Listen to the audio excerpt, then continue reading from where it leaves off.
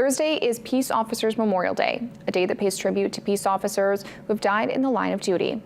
In honor of the day, the Holden Police Department and the Maine Veterans Project teamed up to donate $1,500 to the Toned Out Project. The Toned Out Project supports local first responders focusing on their well-being and mental health.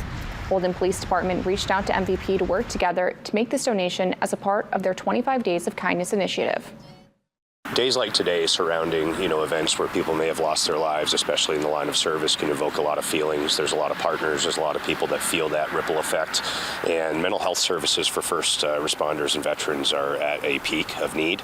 And so this is incredibly important to go ahead and address those needs locally. This check is a huge step for us in fundraising and getting ready to start giving money back out to first responders to help them with their mental health, help to start breaking down the stigma of first responders seeking mental health support.